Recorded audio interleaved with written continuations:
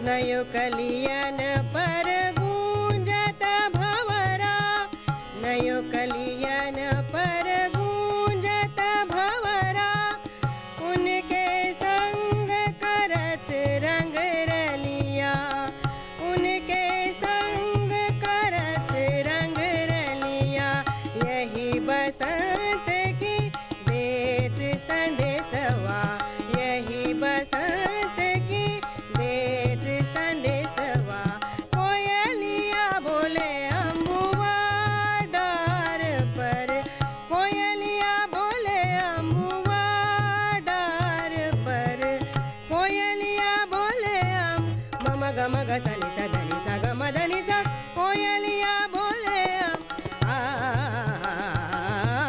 कोयलिया बोले अम्बुआ, कोयलिया बोले सा गम ग म ध म म धनि ध धनि ग सा, कोयलिया बोले सा गम ग म ध म म धनि ध ग म, कोयलिया बोले सा गम ग म ध म म धनि ध धनि ग सा, कोयलिया बोले कोयलिया बोले अम्बुआ डार पर,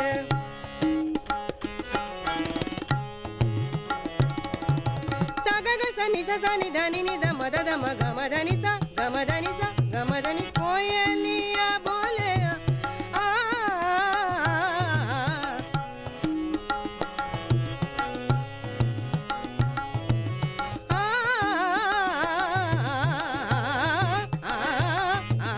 कोयलिया बोले अम्बुआ डार पर, कोयलिया बोले अम्बुआ डार पर, ऋत बसंत की देत संदेशवा, ऋत बसंत की देत संदेशवा, कोयलिया बोले अम्बुआ डार पर, कोयलिया बोले अम्बु, कोयलिया बोले अम्बु, कोयलिया बोले अम्बुआ डार पर.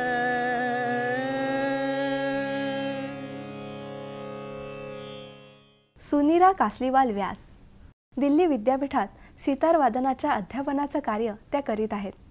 दुर्मिळ वाद्यांचा संग्रह आणि त्यांचं पुनर्संकलन याविषयी आज ते आपल्याला माहिती सांगतात. प्राचीन काल से हमारे देश में वाद्यों का बहुत विस्तृत भंडार हमको मिलता है। वाद्यों के 4 प्रकार के वर्गीकरण प्राप्त होते हैं। मध्यकाल में हमारे यहाँ जब फारस से और अरब से लोग आए तो बहुत सारे नए वाद्य हमको प्राप्त होते हैं और वो वाद्य हमारे पास विकसित होकर आज तक पहुँचे हैं। विशेषज्ञों का मानना है कि सितार है, तबला है, शहनाई है, इसराज है, दिलरुबा है, ये सब वाद्य हमारे मध्यकालीन वाद्य हैं जो कि विकसित होकर आज तक हमारे पास पहुँचे हैं। लेकिन उसके पहले हमारे पास जो वाद्य मौजूद थे वो थे वीणा, जो कि आप आज रुद्र वीणा और तंजौरी वीणा के रूप में देखते हैं। इसके अलावा रबाब करके जो वाद्य था, जो कि आज बिल्कुल ही समाप्त प्राय हो रहा है, वो हमको उस समय मिलता है। और इन वाद्यों से फिर आगे विकसित हुए सितार और सरोद। इन सब वाद्यों के बीच में सुरबहार और सुरसिंगार वाद्य भी हमें मिलते हैं, जो कि आज लुप्त प्राय हो रहे हैं। इसराज और दिलरुबा भी बहुत खूबसूरत वाद्य हैं जो कि गज से बजाए जाते हैं और जिनके अंदर फ्रेट्स भी हैं, लेकिन वो भी आज बहुत कम हमको सुनने को मिल रहे हैं, लगभग लुप्त प्राय हो रहे हैं। सारंगी हमारा जो वाद्य है वो बहुत सुंदर है, गज से बजने वाला है, लेकिन वो भी अब बहुत ही कम सुनने को मिल रहा है। इसके साथ साथ हमारे पास जो अवनद्ध वाद्य हैं वो भी बहुत कम रह गए हैं, बस एक पखावज है और एक तबला है। जबकि मध्यकाल में और शारंगदेव के ग्रंथ में हमको जिस प्रकार के वाद्य मिलते हैं उससे ऐसा प्रतीत होता है कि हमारा देश अवनद्ध वाद्यों में भी बहुत बहुत एक समृद्ध था। हुड़का वाद्य था, डिमड़ी करके जो इस समय महाराष्ट्र का वाद्य है वो भी एक तरह का क्लासिकल इंस्ट्रूमेंट ही था उस समय, और उसकी इतनी विशेषज्ञ थे बजाने वाले। और दिमड़ी जैसा वाद्य जिसको कि आज गंजीरा करके साउथ में हम देख सकते हैं, वो लोगों ने अभी तक उसको प्रिजर्व करके रखा है और उसको क्लासिकल म्यूज़िक में इस्तेमाल कर रहे हैं। लेकिन हमारे उत्तर भारत में इस तरह का कोई वाद्य नहीं है। इसके अलावा एक वाद्य है साउथ में जो कर्नाटक म्यूज़िक में इस्तेमाल होता है, विशेष तौर से नृत्य के अकम्पनीमेंट में इस्तेमाल होता है। वो एड़क्का करके वाद्य होता है और उसमें वो लोग कुछ स्वर भी निकालते हैं। वो अवनद्ध वाद्य भी है, लेकिन 7 स्वरों तक उसका उतार चढ़ाव हो सकता है। अगर हमारे लोक संगीत से इस तरह के वाद्य, जैसे कि अभी नए वाद्य कुछ जुड़े हैं, जैसे संतूर है, वो वहाँ का प्रादेशिक वाद्य था कश्मीर का, तो उसको समृद्ध करके जिस तरह से हम क्लासिकल म्यूज़िक में ले आए हैं, उसी तरह से अगर सतारा और हुड़का इस तरह के वाद्यों को भी हम ला सकें तो हमारा क्लासिकल म्यूज़िक बहुत ही समृद्ध होगा। और वाद्यों के वैविध्य को देखते हुए लोगों को अपने पसंद के वाद्य चुनने और उनकी प्रस्तुति करते समय एक नवीनता दर्शकों को देखने को मिलेगी, सुनने को मिलेगी। तो ये एक बहुत अच्छा कार्य हो सकता है यदि इस तरफ हमारे नए कलाकार ध्यान दें। एखादी कला जेव्हा कलाकाराला आत्मसात होते तेव्हा तीच त्याची ओळख होते। कधी कधी गुरूंमुळे शिष्य नावारूपाला येतात, तर कधी शिष्यांमुळे गुरूंचंही नाव होतं। पंडित जितेंद्र गोरे, कवी, संगीत दिग्दर्शक आणि संवादिनी वादक। संवादिनी वादनाला स्वतंत्र वादनाचा दर्जा प्राप्त करून देणारे पंडित मनोहर चिमोटे यांचे ते शिष्य। आता आपण ऐकूया जितेंद्र गोरे यांनी सादर केलेलं संवादिनी वादन।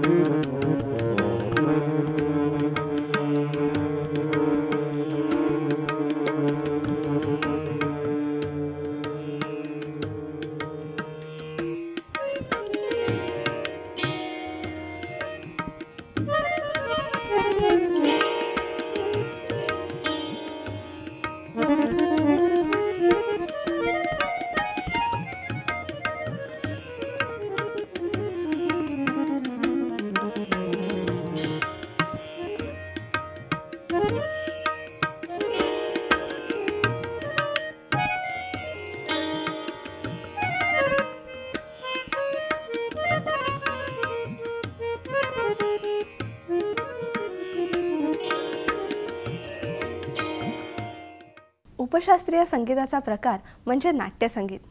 नाट्यसंगीत हा जरी उपशास्त्रीय प्रकार असला तरी त्याचा पाया मात्र शास्त्रशुद्ध आहे. नाट्यसंगीताविषयी अधिक माहिती सांगतायत शुभदा दादरकर. नाट्यसंगीत हे सर्वसमावेशक आहे. म्हणजे असं की त्या त्या काळात 1880 पासून ही नाट्यसंगीताची परंपरा सुरू झाली. त्या त्या काळामध्ये कीर्तन होतं, सुरुवातीला दशावतारी, मेळे ह्या सगळ्यातून नाट्यसंगीताला, संगीत नाटकाला सुरुवात झाली. त्यावेळेला तेव्हाचे जे संगीत प्रकार लोकप्रिय होते ते सगळे मराठी नाट्यसंगीताने आत्मसात केले. पण प्रामुख्याने 1920 सालानंतर विशेषतः बालगंधर्वांच्या काळामध्ये म्हणजेच काकासाहेब खाडिलकर आणि नटसम्राट बालगंधर्व यांच्या काळामध्ये जो नाट्यसंगीताचा अगदी सुवर्णकाळ मानला जातो, या काळामध्ये भास्करबुवा बखले यांनी जे संगीत दिलं त्यामुळे शास्त्रीय संगीत नाट्यसंगीताच्या रूपाने महाराष्ट्राच्या घराघरामध्ये जाऊन पोचलं. आणि मला असं वाटतं की शास्त्रीय संगीत लोकप्रिय करण्यामध्ये नाट्यसंगीताचा फार मोठा हात आहे. तत्पूर्वी अण्णासाहेब किर्लोस्कर यांनी जो नाट्यसंगीताचा पाया रचला आणि गोविंद बल्लाळ देवल ह्या दोघांनी जी नाटकं लिहिली त्यामध्ये आलेली जी संगीताचे प्रकार होते, जी गाणी होती ती सगळी अगदी माझघरापर्यंत जाऊन पोचलेली, सगळ्या बायकांना, मुलींना आवडीने म्हणता येण्यासारखी साधी सरळ सोपी गाणी होती. अगदी उदाहरण सांगायचं झालं तर लावणीचा बाज घेतलेलं देखील गाणं वद जाऊ कुणाला शरण.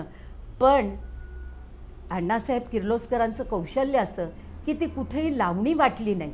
ते गाणं ऐकत असताना लावणीचा बाज जरूर ऐकायला मिळाला. त्यामुळे त्या वेळचं संगीत साकी दिंडी पासून ते अगदी नाट्यगीत म्हणजे अभिजात नाट्यगीत जे आहे ते रागधारी संगीतावर आधारलेलं नाट्यगीत हे खूप ऐकायला मिळालं.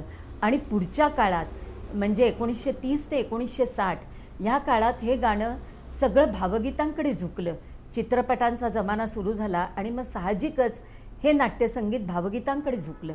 आणि 1960 नंतर मात्र जितेंद्र अभिषेकींच्या रूपाने एक पुन्हा अभिषेकी युग निर्माण झालं, ज्यांनी आपल्या कल्पकतेने जुन्याचा आणि नव्याचा फार सुंदर मेळ साधला.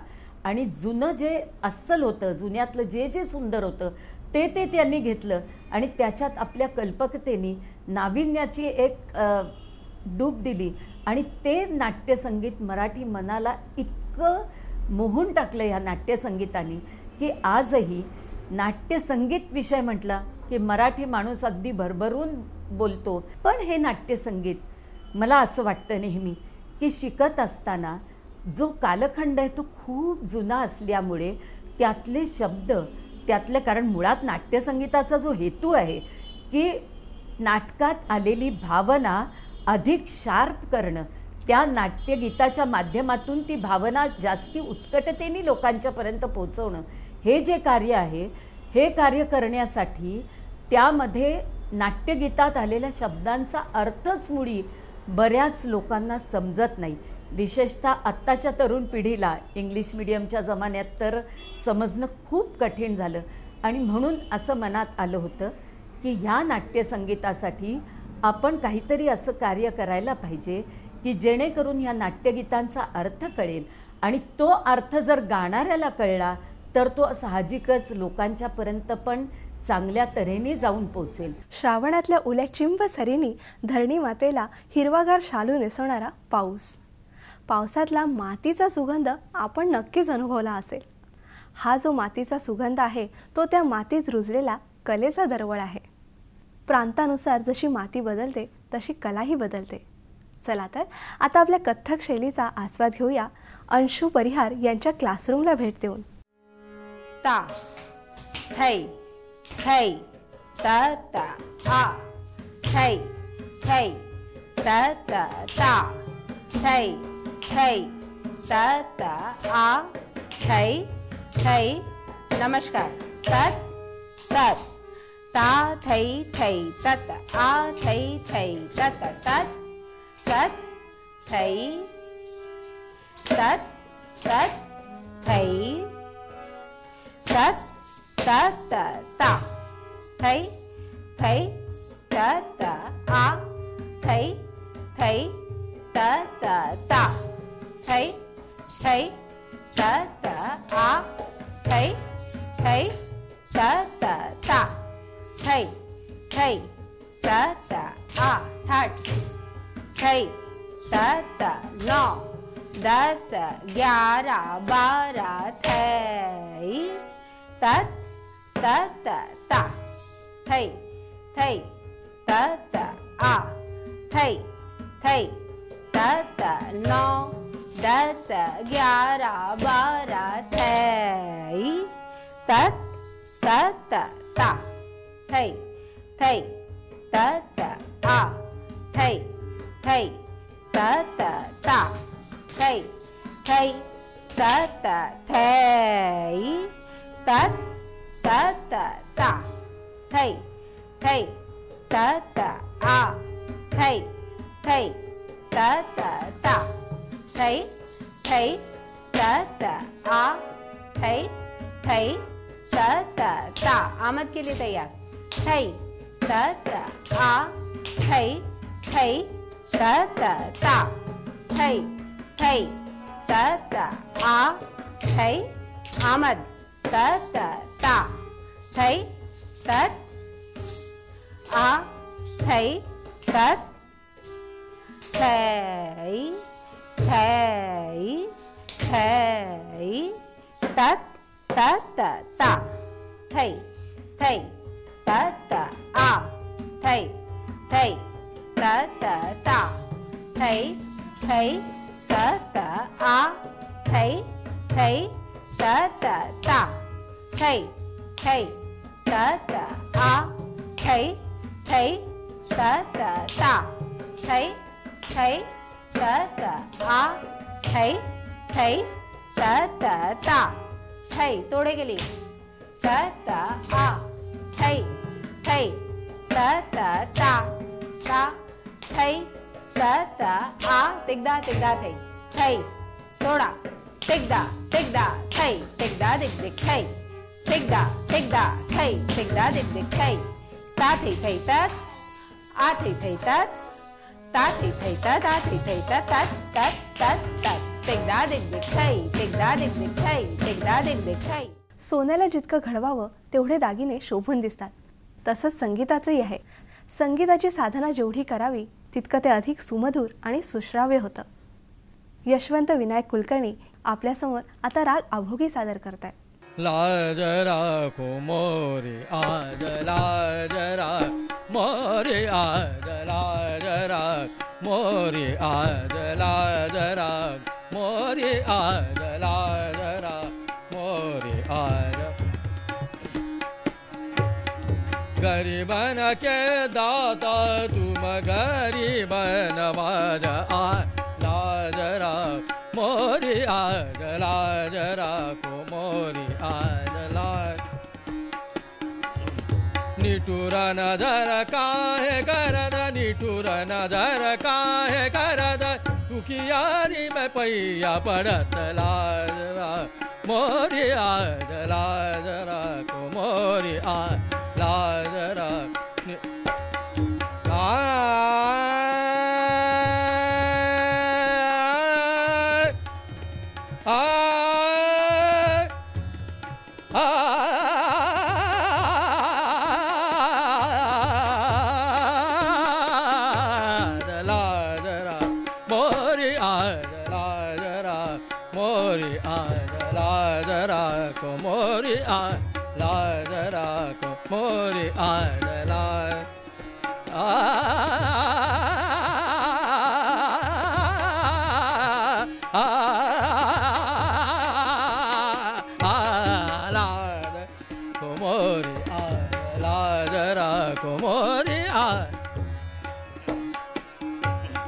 गरीबन के दाता तुम गना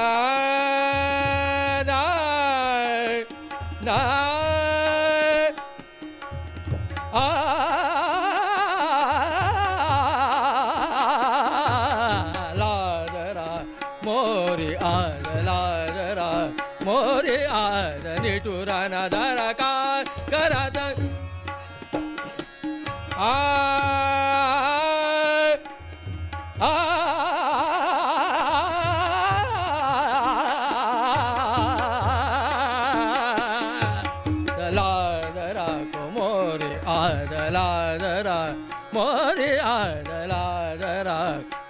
मोरी आदला मोरी आदला आदला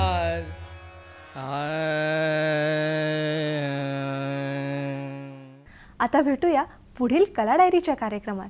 तोपर्यंत नमस्कार. ध प म ग प म ग रे सा ग रे सा नि रे कला